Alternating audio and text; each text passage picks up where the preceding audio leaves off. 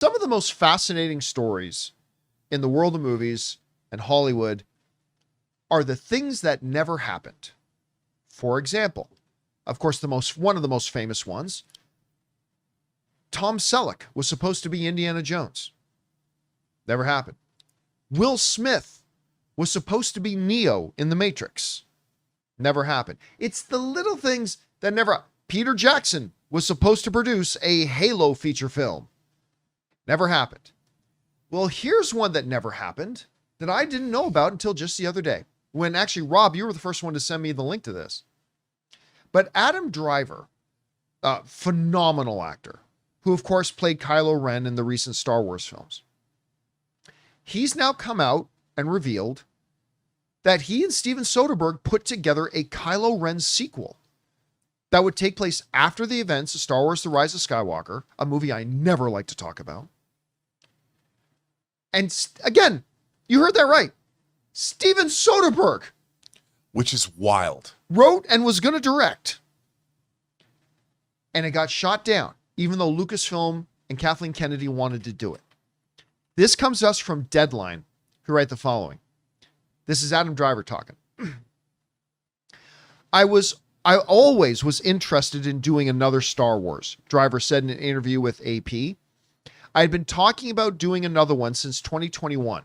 Kathleen Kennedy had reached out.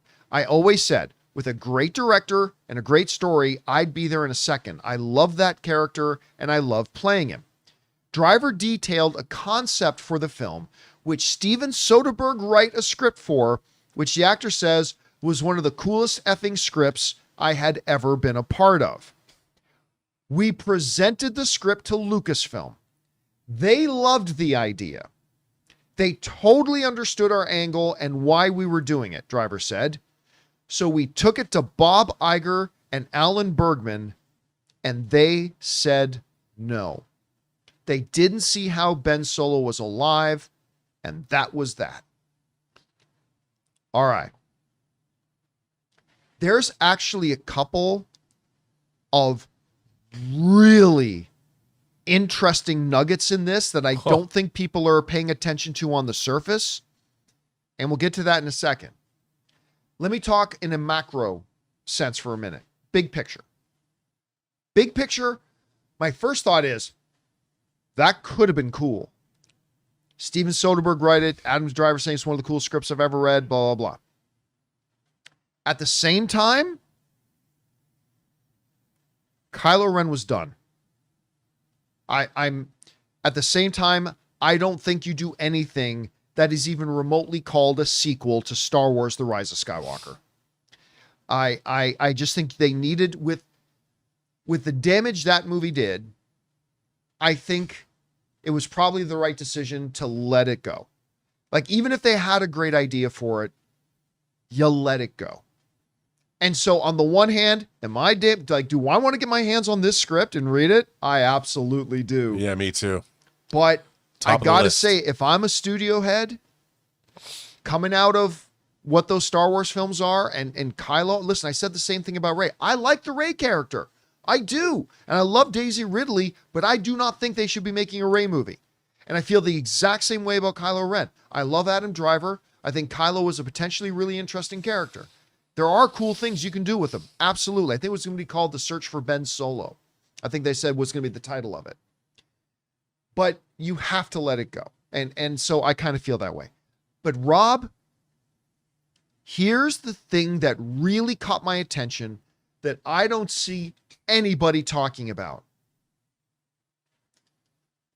When the folks at Pixar have a film they want to do, Pixar has their budget. They know what they can spend every year, and they have a head of their studio. They're under Disney, yes. And what's his name? Peter Docter, is that his name? I think. Yeah. Yeah. Peter Docter, head of Pixar. When he has a movie he wants to do, he does not have to go and get Bob Iger's permission to do it. Bob Iger does not deal with the minutia of all 20 of his departments. He runs the overall company. He runs the ship. Now, maybe conversations with Alan Bergman have to happen. Alan Bergman, who has Alan Horn's old job of kind of being in charge of all the different movie studios. Maybe a conversation with Alan Bergman has to happen. But basically speaking, when Kevin Feige has his next Marvel film is going to do, he doesn't have to go and get Bob Iger's permission. He's in charge of the studio. Of course, Bob Iger can step in and put his foot down if he wanted to, but that's not how it works. Rob, it reads to me that both Iger and Alan Bergman are clearly cognizant of the mess that Lucasfilm is in. Because if this was any other of the Disney studios and a pitch gets brought to the head of the studio and the head of the studio loves it and they like it, that movie gets made. But it sounds like, at least for a couple of years now, the operating procedure at Lucasfilm has been Kathleen doesn't get to be the one to greenlight things. It doesn't say that in the article. I'm inferring it. It's implied. Because any other studio, when its pitch got made, it's awesome. We have our budget. We know what we can spend on movies every year. Let's do it. And that would have been it. The very fact that Adam Driver and Steven Soderbergh then had to go to Bob Iger to get him to sign off on it, that to me says not only is Lucasfilm in a state of absolute dysfunction, which is what we've all been very aware of for a very long time, it sounds also like the studio as a whole understands it as well, which again makes me absolutely befuddled on how is Kathleen Kennedy still there? She's got them pictures. She's got them pictures of Bob Iger at the Donkey Show. I have no idea. She's got to have some dirt on somebody, but it sounds like with all these things that Kathleen Kennedy announces and then they don't happen, is because it sounds like it all goes over her head now.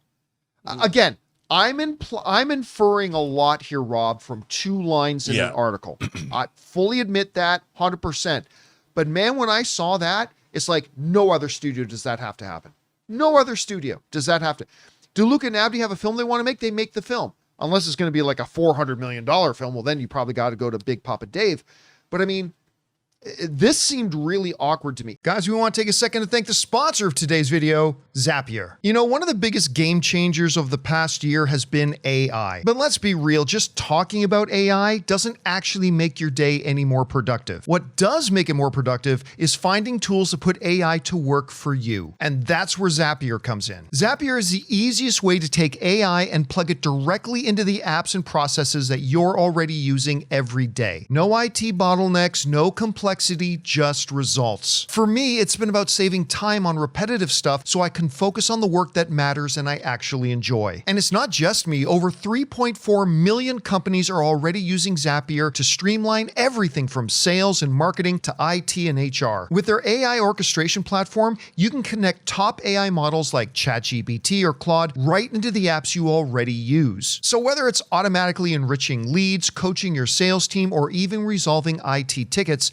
Zapier makes it simple. Guys, join the 3.4 million companies already automating with Zapier and transform how you work with Zapier and AI. Get started for free by visiting zapier.com/Campea. That's Zapier.com/Campea. Anyway, Rob, two big things here. Number one, a Steven Soderbergh Kylo Ren movie that was going to take place after The Rise of Skywalker. And number two, am I reading too much into this? Like this thing that they then had to go take it to Bob Iger and Alan Bergman. I don't know. What do you make of all this? I think this story is a bit odd for a number of reasons. And the most reason is what you're talking about. I think that was given as an excuse to Adam Driver and to Steven Soderbergh about why the movie didn't get made. It's easy to blame it on Bob Iger. You know, it's easy to say that. But first of all, think about what we're talking about here. Steven Soderbergh made Aaron Brockovich. made Traffic, made the Ocean's 11. Steven, even as an indie filmmaker, Kafka, where is that on video? He made Sex, Lies, and Videotape. Yeah. Steven Soderbergh is made the TV series The Knick, is one of our most accomplished working directors today. He made the beautiful Contagion when Gwyneth Paltrow's face got taken. I love that movie. I love Contagion. That movie's so good. It's so good. Man.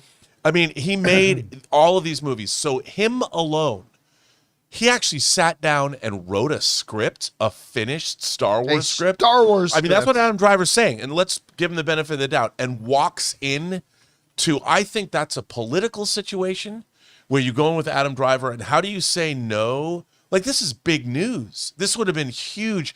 I don't think anyone has directed a Star Wars movie that has the pedigree that Steven Soderbergh has. I mean, J.J. Abrams certainly doesn't. Ryan Johnson certainly didn't at the time, and it's like you've got one of the world's great filmmakers who's wrote a Star Wars script on spec. I mean, that's insane. And then they walk in and you've got a lead actor. That there's a lot of questions I have with that, but let's just assume it's correct. The quickest way you put the kibosh on that is to just say Big Papa Bob Iger said no. To stay away from the political, that's a political hot potato that you don't want to get involved in. You don't want the studio to say no to Steven Soderbergh. You don't want, like you just don't want to do that. So the easiest way, because why would you make a movie where you brought back Emperor Palpatine? Well, they shouldn't have. Exactly. And but I think that's the lesson they learned. If you started this Ben Solo movie and you began with him being trained by Luke, old Luke, so you could bring Mark Hamill back, I could see whatever the script is could be awesome. And it could be it would at least be something that they should consider. And the idea of saying, oh, we got to get rid of Ben Solo. Lots of people come back from the dead. You made a Han Solo movie and he died. So, who knows what was in the contents of that thing. And you could, with the Force Ghosts and all that, I think it was assuming it happened and all the way Adam Driver described it, I think this was a political hot potato that they just didn't want to deal with. And it was a situation, the easiest thing to say is blame it on Bob. He probably said, I've read the script, just blame it on me. No. I mean, apparently, Adam went directly to Bob Iger. I have questions about that. I think the scenario you're setting up, though, is also the explanation. They did the Han Solo thing.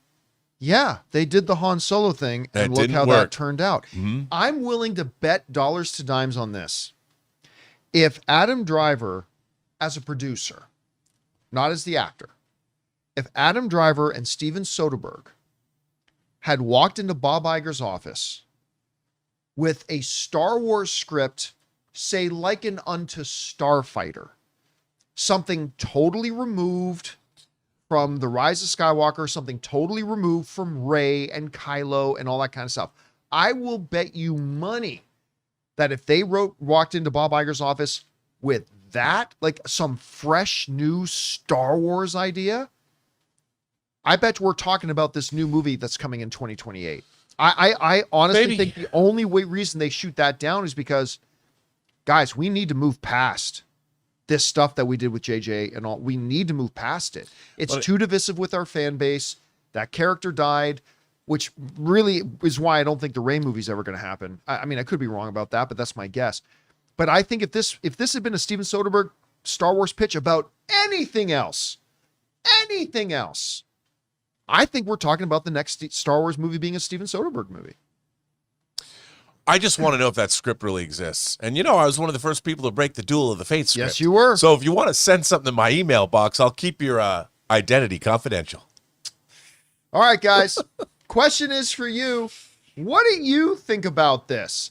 I mean, Adam Driver is saying that he and Steven Soderbergh got a script for a Kylo Ren movie. I mean, yeah, there's a part of me that would really like to see that, but at the same time, it's not one I think they should do. I think they need to move beyond it. What do you think was behind all this? Whatever your thoughts are, jump down to the comment section below and let us know your thoughts. Hey guys, thanks so much for watching this video. Make sure you like the video, leave a comment, and subscribe to our channel. And don't forget, we have a daily podcast called the John Campea Show podcast, available on Apple Podcasts, Spotify, or your favorite podcasting app of choice. Go and subscribe to it today so it'll be there when you need it.